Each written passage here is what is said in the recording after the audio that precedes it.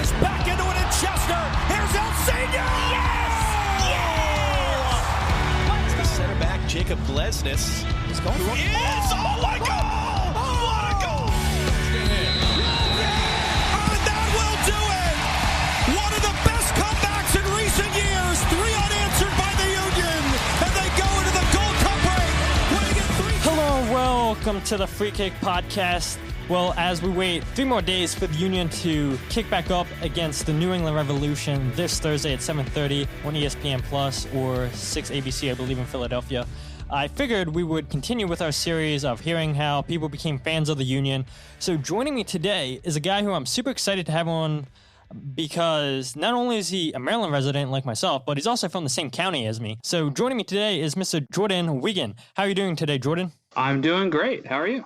I'm doing excellent. I appreciate, you entering that competition a couple weeks ago where I gave away that free Union jersey. Yeah. And sorry that, couldn't get you. The luck was not in your favor. But for all those people that didn't get the jersey, there's plenty of other opportunities out there for giveaways and whatnot.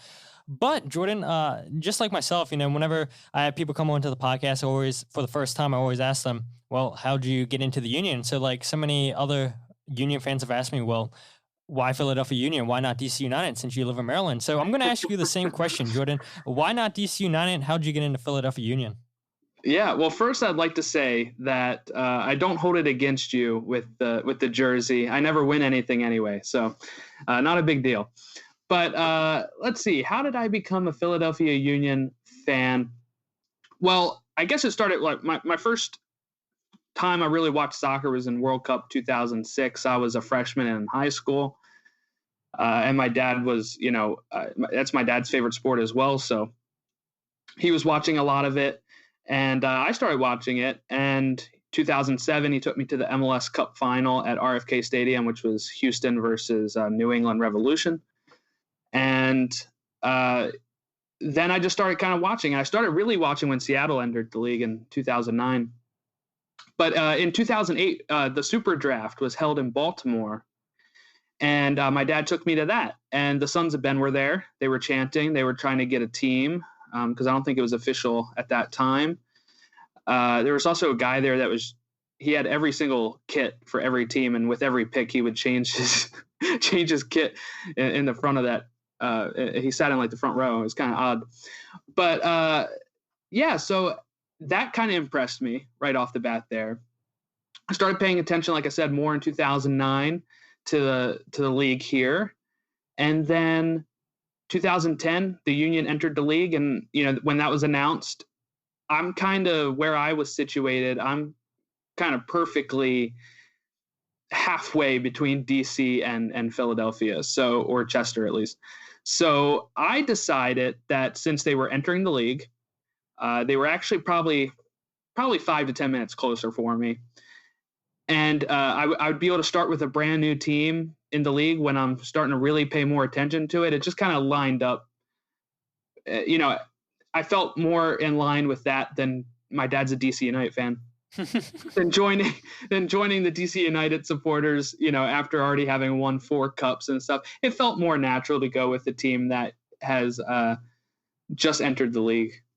Yeah, totally. That makes sense. And, that's like part of the reason I tell people all the time that I became a Union fan. It's like, it's only like an hour away to drive up to Chester, just hop on 95. And yeah, you can hop on 95, go down to DC. But then once you get closer to DC, you start fighting with all that traffic. And it's like, yeah, I don't want to deal with that. So yeah, I know it can get a little bit congested going up to Chester once 95 becomes 2 lanes and everything, but it's a lot faster than going down to DC. So yeah, a little bit similar. DC traffic is awful. Yeah, exactly. Absolutely. But how often do you get up to Chester? Do you go once, twice a year?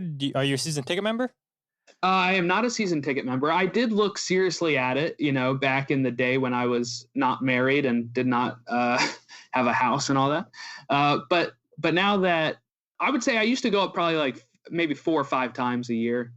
Last year I think I only went once or twice last year due to I have puppies now that I need somebody to either watch them or put them in their crate for however many hours I'm going to be gone. With the how long the game is, the trek up there, the trek back. So now, like last year, it was probably, I think, twice or once maybe. The game I did go to for sure last year was the playoff game against Red Bulls. So that was exciting. I was trying to get up there before that, but then once it looked like we were going to have a playoff game, I was like, I'm just going to save my money for that. And, but before I used to go a lot more often, and I go all around. I've gone to Maryland Soccerplex to watch DC United on some Open Cup games. I've been to RFK to watch some DC United games with my dad, like the CONCACAF Champions League. I went to a game there to kind of experience that tournament. Hopefully we can experience that sometime up in Philly. But, I have the games I have been to recently that really stand out are, I've been to both Open Cup finals that were there. And I went to the playoff game in our second season, in 2011 against Houston. I was there. And then the playoff game we just had against the Red Bulls. Those are the ones that really stick out as. Oh, and I went to the All-Star game in 2012 against Chelsea. Oh yeah. How was that? That was great. I was actually wearing my Chelsea stuff because I was a Chelsea fan. I'm a Chelsea fan as well. But I did still celebrate when MLS scored the winner because MLS is actually my favorite league, and I prefer this over any other competition. Yeah, that's definitely interesting to hear because, I mean, let's face it, there's not many soccer fans. Soccer's not huge here in America and everything. And when you ask people, oh, what team do you like? What league do you like? Everybody says the Premier League. So to hear you say, yeah, MLS is my favorite league, that's very, very intriguing to me. And another thing that's intriguing to me, just when I was learning about the Philadelphia Union, they have a good number of players that have played college soccer in Maryland or they were born in Maryland. Yes. I mean, you have the likes of Levy Hapu, who played college soccer at UMBC for Coach Pete Caringi. You have Zach McMath, Thorne Holder, Matt Castle, Ethan White, Maurice Adu, and maybe one more played at University of Maryland. And then, of course, you got the two guys that were born in Maryland, and Aaron Wheeler, who's from Dundalk, and he attended Patapsco High School. And then you have the local kid right here in Harford County, Cole Turner, who's from Churchville, Maryland. So, like I said, for people who are unaware, that's the county that Jordan and I are both in. And just like out of all the players I just mentioned, I mean, Cole just sticks out because he's the first person from Harford County to play for the Union. And I'm not sure if you're aware, but back in March, the Union too took on Loudoun United, who's DC United's second team. And that was a very special game because not only did Cole play for the Union too, but Colin Miller, who was the starting goalkeeper for Loudoun. Both Cole and Colin are from Harford County. Like I said, Cole's from Churchville and Colin's from Bel Air, and he played high school soccer at C. Milton Wright High School. And that guy was a spectacular goalkeeper for C. Milton Wright. He went on to play college soccer, I believe, for Providence, I think it was. I'll have to look that up again, but I think it was Providence. I could be totally wrong and everything. And then I was like, oh, this would be cool if the Union, once he got done high school, college soccer, it'd be cool if the Union signed him. But DC United beat the Union to the punch and everything. But it was so cool to see two Harford County kids take the fields as a professional. But I'm curious, did you play soccer in Harford County, or are you just a fan of the sport? So I had a strange relationship with soccer, I'd say, as a kid, because I did play, the same way that most people probably play soccer when they're little. I originally grew up in like Joppatown until like third grade. So I was actually, I played there for like 2 years. And then when I moved to Jarrettsville, I played 1 year up there. And I think part of the reason why I didn't stick was, one, it was a lot of running, but two, I never had a coach actually really explain the game to me, and at that point it wasn't on TV a lot. We're talking like 1998 or 1999. So at that point it wasn't as big as it was now, where I could watch, whatever competitions were available. So I remember one time we were on the team called Purple Ambush is what they named us, but it was an awful name. But I remember my coach telling me, like, you're the right winger, and nobody explained that to me, So I'm like, what do I do, Yep. So I really fell in love with it more in high school, and at that point I was out of shape. I was not at the point where I could just turn on and start playing soccer at like competitive levels. Yeah. I did start playing a lot of pickup games in Forest Hill. They had like these pickup games every so often at the Industrial Center at times. Yep. And I would go there and I would play. And that's when I really started. That was probably 2012, that summer. I would go there like every Wednesday or whatever day it was and just play. Yeah, that's definitely awesome. And for people that, again, unaware and everything, the soccer scene, I would say, is pretty wild here in Harford County, because when I was playing high school soccer from 2010 to 2014, out of the 10 high schools in Harford County, I would say there were probably 4 powerhouses, in my opinion, being Bel Air High School, C. Milton Wright, Falston, and Aberdeen. And a lot of the kids in Harford County played for some top-notch club teams, and they went on to go play at pretty solid college teams and everything. You look at Harford County Community College, they were not bad at all for a college community team. You had 2 great facilities, like you said, well, 3, I guess. The one you included in Forest Hill, you had Cedar Lane, which is, I guess, technically Bel Air, I think. And then you have Bobby McEvan's or Maryland Sports Arena, which is right there in Edgewood off of Route 40 for indoor soccer. And it's like, yeah, they definitely do take their soccer serious here in Harford County. Yeah, and you mentioned Aaron Wheeler before, but actually one of my friend's cousins went to school with him. That is awesome. So when he was, so I was really excited once we signed Wheeler, because like he was friends mutually with somebody. I never met him, but he was mutually friends with one of my friend's cousins, and he was really good friends with him. So he was, chatting with him at times. So that was really exciting. I know he didn't really get, a lot of, I would say, really good chances here. Definitely not.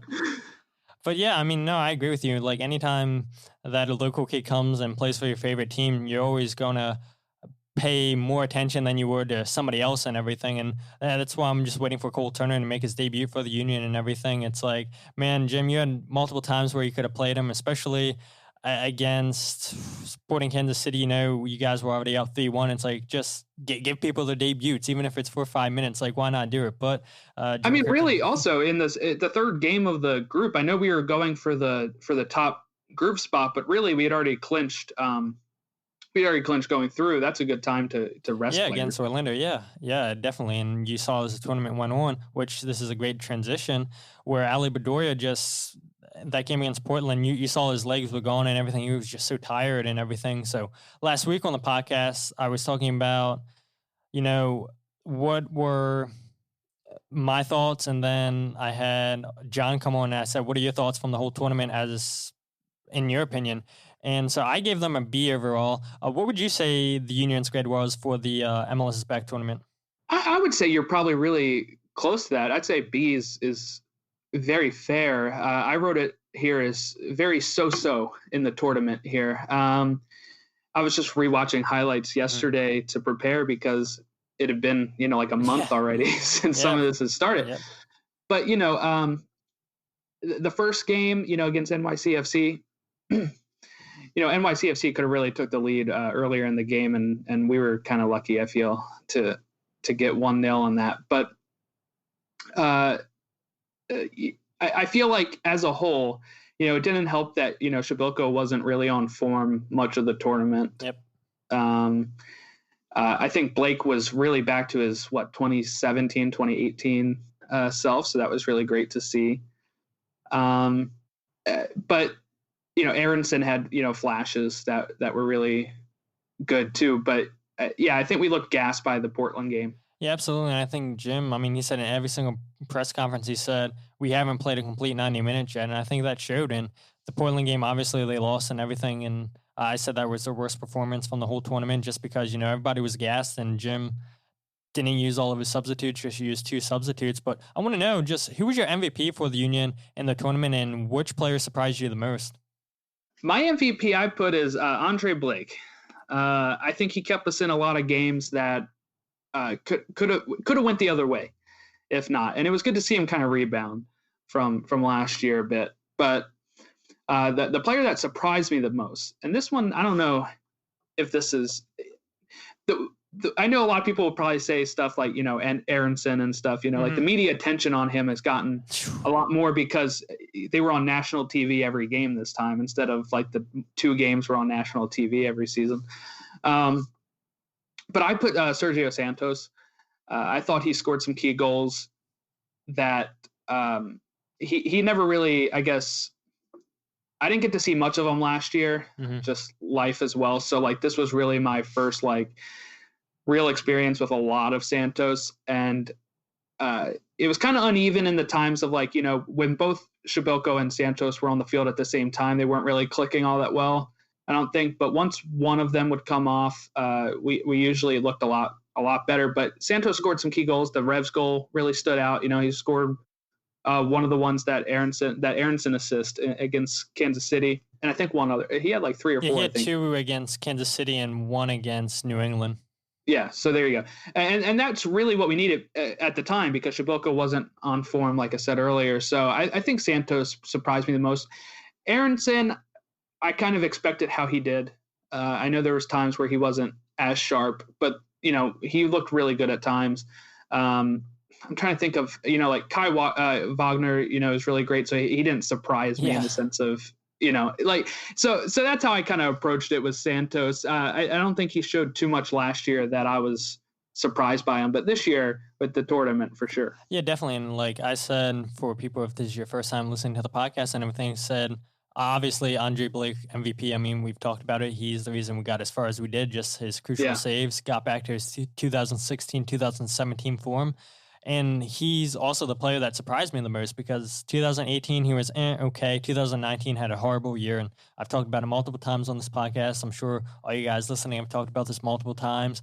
It's like I got to the point where like we need a new goalkeeper, and then Andre Blake's like, yeah, surprise, look, fine. Like last year was just hopefully a jinx in the bottle, and hopefully I'm good to go and everything. And he looked great throughout the tournament. And he wound up winning goalkeeper of the tournament, led the league with 32 saves and everything. So it was great to see Andre Blake rebound. And a lot of people I've seen say Jose Martinez El Brujo as a surprising player, because let's face it, this guy was marketed to us as a guy who's going to be a project. He's playing in the Venezuelan league, and everybody thought Orvat, or however you want to pronounce it, was going to be the starter just because he's playing in a better league in Europe, as opposed to El Brujo playing in Venezuela. And we haven't even seen Matai yet. So it's like... I haven't seen sexy season at all yet. Not at all. And I said that too. Again, Sporting Kansas City, that would have been a great game to get him in because we were already up. But, you know, again, Jim has his reasons for why he's not going to play him.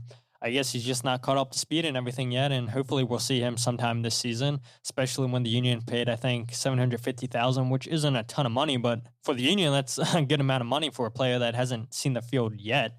So I think El Brujo, if it wouldn't have been for Andre Blake, would have been the most surprising for me. And this guy was amazing, and hopefully he continues it. Hopefully he gets less yellow cards through the rest of the regular season. But, I mean, a lot better player than Harris was last season as far as defensive contributions. Yeah, definitely. Yeah. I agree. But for me, Santos still. No, you're definitely right, because, I mean, we saw last season with Santos, you know, he was hurt a lot last season, and we saw against New England, I think he made his debut against New England, he scored a goal in that game, and you saw this guy was super duper fast and everything. Just the thing was, he couldn't stay healthy. He couldn't go past the 50-minute mark before he was getting yanked off, and then in training he would get hurt or something, or you'd see him limp off in the game and everything, and he'd miss 3 or 4 games and everything. And then you're like, well, it's back to just Szabelko, who had a great season last year, and then relied on David Accam a little bit. Then he got traded. Then you really just had Fafa and Szabelko, and we all know Fafa's not a number 9. He's more of a winger and everything, but he did the best he could. And so, yeah, Sergio Santos, he was going more minutes as the tournament progressed, except for against Portland. Scored 3 goals and everything. He looked really, really good. So, I mean, Sergio Santos is a great shout as well. But I want to know, just what are your expectations for the rest of the regular season for the Union? Yeah, so I was thinking about this. Maybe I'm a little pessimistic. I don't know. I guess easy to please. My expectations is really top half of the playoff spots. So I'm thinking top 4 or 5 is what I would assume. My reasoning for that is Orlando has improved tremendously, and they're on Twitter today. They've been kind of hinting at a new signing as well coming in. So maybe they're getting that striker that they need. But I think Oscar Pereira has just turned them around in the 8 games so quickly that and I have a lot of. I was living in Orlando at the time of their debut season, actually, because I was on a Disney college program. Awesome. Yeah, so that was great. So I went to a game there against Toronto, and Josie Altidore scored like a goal or two. But so I was really, like, they were really into it there. So I do hope they kind of turn it around as well as they have when actual fans can come in there, because it's been like they were soaking up that, like that feeling in that city of Orlando, and it was really infectious. And my sister's down there now, so she's an Orlando fan, and she's really started watching during the tournament, and my nephews are starting to get into it. So little soft spot there as well. Atlanta for me, question mark now without DeBoer and without Joseph Martinez. So I think maybe we can take one of the 4 spots that Atlanta had held previously. No, I definitely agree. And Columbus have looked good too. And I know they progressed well. And I think they're actually in first place right now in the East and everything. You can never sleep on Toronto, but I agree. I think the Union definitely top 4 and everything. And I don't know how I feel about Orlando. Yeah, they look good in the tournament and everything, but it's like we've seen the wheels fall off so many times and everything. But, it hasn't happened yet and everything. It looks like they're clicking. And if you're right, if they do bring in a big striker, if they bring in a DP striker, that's only going to help them even more and everything. And that's going to be a scary thought and everything. But yeah, I agree. Just with Atlanta not having Joseph Martinez, I think they're going to struggle. If they get into the playoffs, it's going to be in the 8th or 7th spot. New York Red Bulls, I'm not confident in them. New York City, it seems like they're trying to find their feet with their new manager and everything. So, yeah, definitely. I mean, it should be 4th or higher for the Union, or it's going to be a terrible regular season. And I don't see why they couldn't get the 4th overall spot. But realistically, I would love to see them get second. For the most part, last season they were in first place. And then, as we saw, the wheels turned off. And I've been saying on the podcast, hopefully they bring on some new signings and everything. Corey Burke, if he gets his visa issues worked out and everything, that's not going to cut it for me. Like, hopefully they can bring in a couple new pieces, and hopefully they can hold on to Brendan Aronson and Mark McKenzie until the season's over. But, time will tell and everything, and 4th place should be the minimum for the Union to get into the playoffs. Yeah, the current table right now is Columbus, Toronto, Orlando, and Philly, and that's pretty much the top 4, I think. It should be. That should probably be the top 4.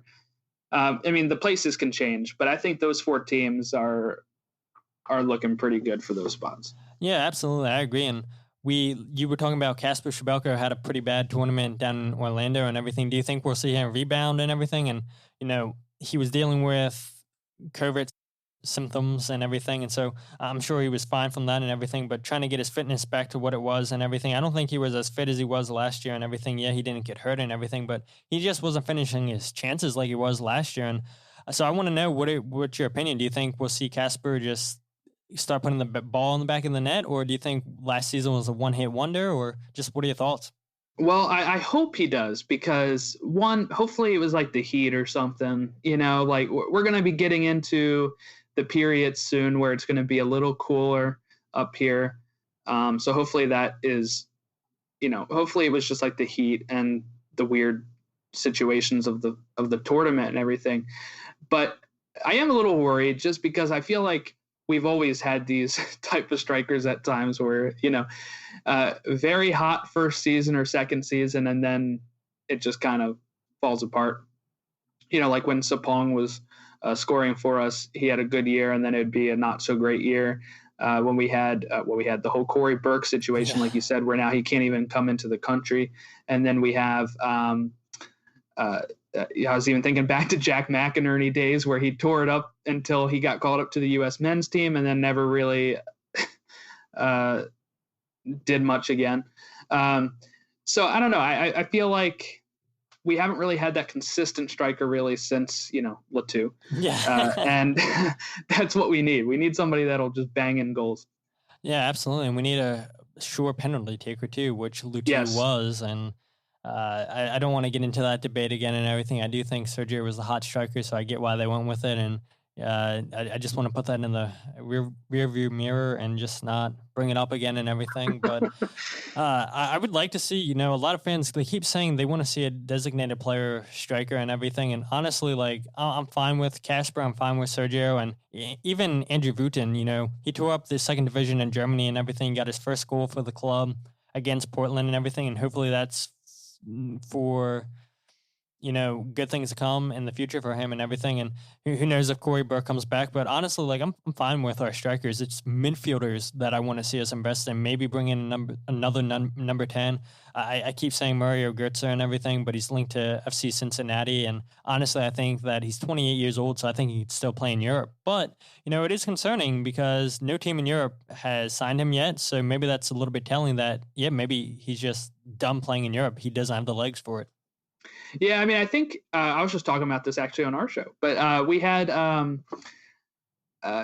last update I saw is that Götze was turning down.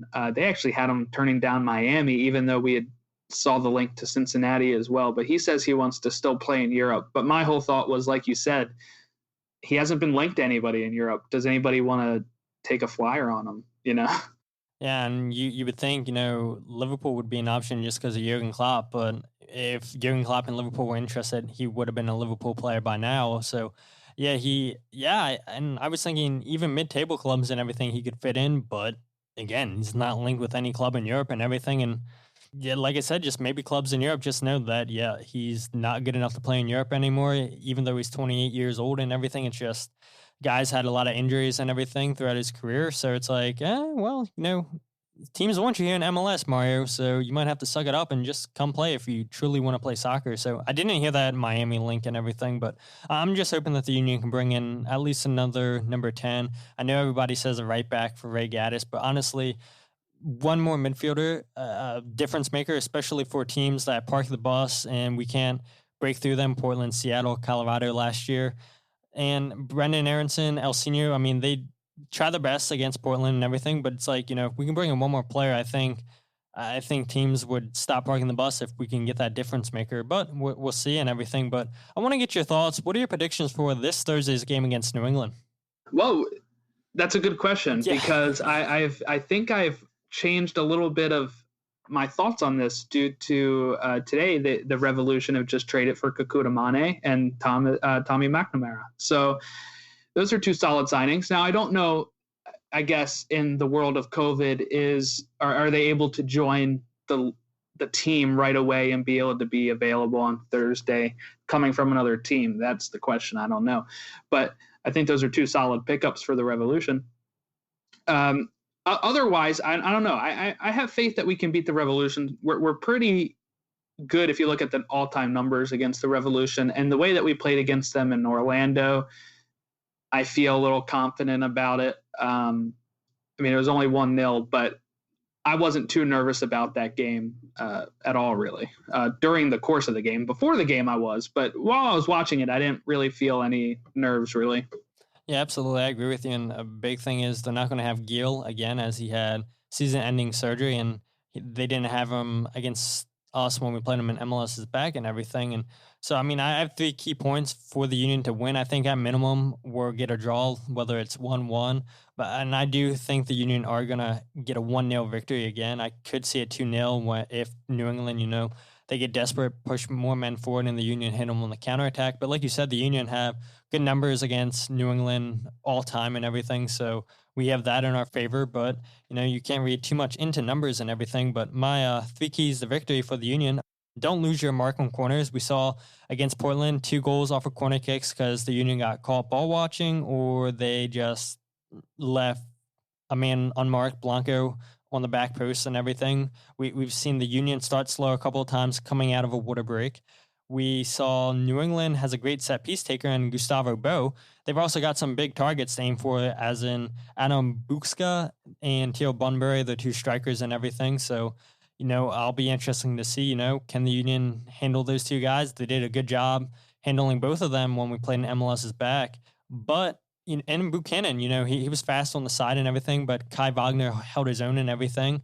Not having Gil is going to be a huge blow for New England. And like you mentioned, they made 2 new signings today, but, I don't think they're going to be difference makers, and who knows if they'll even be ready to play in this game. But like I said, don't lose your mark on corners. 2, continue to create goal-scoring opportunities through balls, which they did great against New England when they played. I thought the Union did a great job too, just making New England turn the ball over. The Union were good at pressing them and winning the ball back. They played with a lot of width, in my opinion. So if they can have more of that same game plan, I think it will work, even though I think Bruce Arena will take the Union a little bit more serious now when he said, yeah, there's nothing special about them and everything. We didn't prepare for them. And I think he'll take it a little bit serious this time. And then my third point, Andre Blake just needs to continue to be Andre Blake. Like I said, he led MLS's back with 32 saves, and he was goalkeeper of the tournament. And like you said, I mean, without Andre Blake, we probably wouldn't have went far in the tournament. So Andre Blake just needs to continue to be Andre Blake of the MLS's back tournament.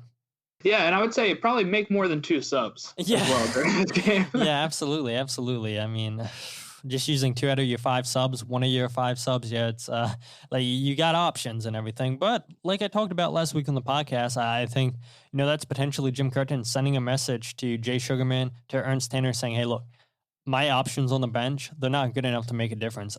Invest money and everything, which I think Ernst wants to do. It's just, Jay Sugarman, do you want to invest that money? It's who knows? But so do you want to give me a score prediction? Are you still undecided, or? I'll go 1-1. 1-1, okay. Yeah. Just like it was when we played them last year in their stadium. So you heard it from Jordan, 1-1, and I'm saying a 1-0 victory for the Union. But in case people don't know, can you tell us a little bit about your podcast, Stoppage Time Soccer Show?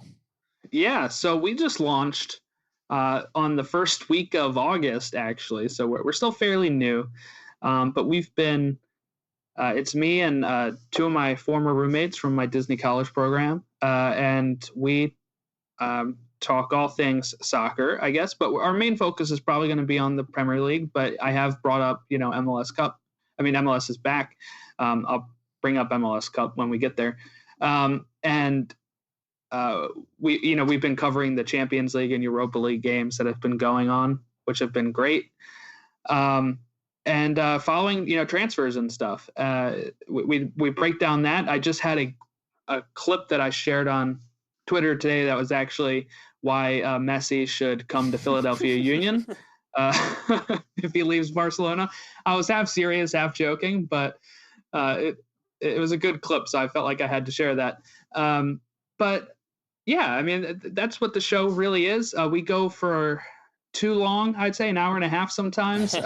But there's just so much to cover right now because we haven't really narrowed everything down. So it's like we're covering everything. We covered exactly. the promotion playoff for the EFL. We covered even the league, the National League playoff to get to League Two with Harrogate Town. We covered that. Awesome. We covered the Champions League, like I said, and MLS is back. So that's what it's called. It's called Stoppage Time Soccer Show. I think there is another one that's called Stoppage Time Talk Show, but ours is better. Twitter at Stoppage Show, Facebook.com/Stoppage Time Soccer Show, Instagram at Stoppage Time Soccer Show, email Stoppage Time Show at gmail.com. But you can find that. It's on everything, pretty much. Anchor, Spotify, Google Podcasts, Apple Podcasts, all the good stuff. Absolutely. And I love it. What about your personal? Yeah, my personal social media. That's a good question. It's on Twitter. So yeah, if you're going to follow me on Twitter, just know, it's a wide ranging of topics. Lots of soccer, but also lots of Disney, Pokemon, Star Wars, Marvel stuff, Batman, all that good stuff. My Instagram is at DisneyCPJTown. That's a mouthful. My Twitter is at Cravens86. And yeah, that's everything. Yeah, definitely. So real quick before we wrap this up, your 2 co-hosts for the Stoppage Time Soccer Show, how do they feel about MLS? Or are they just, we stick to the Premier League, Champions League, the Europa League? What are the thoughts? Yeah, so my one co-host, Logan, they both live in Orlando, actually. They both decided to go back down and stay down there. So my co-host, Logan, he is a Manchester City fan. He really got into soccer in 2014 during the World Cup after we had already met him, and he kind of started learning stuff while we were, watching the games there. But he has, watched Orlando City in the past back under, I don't think it was under Adrian Heath. I think it was whoever followed him at first, but it was when they were really bad, and it just didn't really grab him at all. But he was watching MLS's back. He was tweeting on it during the Union game, so I could focus on actually watching the game. And he really enjoyed the tournament. So he said he's going to try to continue to follow Orlando during this. My other co-host, Matt, he's not really into MLS. He did go with me to that Orlando TFC game, but he's a Liverpool fan, but he's more of a European. I think he just European fan. I think he likes the system over there more with, promotion, relegation, and transfers the way they work over there, and not like the, me trying to explain to them, DP rules, allocation money, TAM, GAM, all that stuff is a lot. And I can't help but laugh when I try to explain it to them. So hopefully we can get on that in the show as well, me explaining some of these mechanisms. Yeah, and hopefully Matt can be like, okay, you know what? Orlando looks hot and everything. I'm going to join you, Logan, and we're going to just ride the ship until we go right under again. So you got to work on them, Jordan. But if you guys aren't following the podcast, you can follow on Twitter, Instagram, and Facebook at Free Kick Pod. You can find the website at thefreekicksoccerpodcast.com. You can find the podcast wherever you get your podcast by searching The Free Kick. Todd Lewis and Jordan, this was a great conversation we had and everything. I'm glad we were able to connect and everything. And honestly, if we wanted to, we probably could have talked even longer about Disney and everything else. But since this is just a soccer podcast, let's not get into that until another day. But thank you so much, Jordan, for coming on. Thanks for having me. Yeah, no problem. And with that said, my name is Todd, and this is The Free Kick Podcast.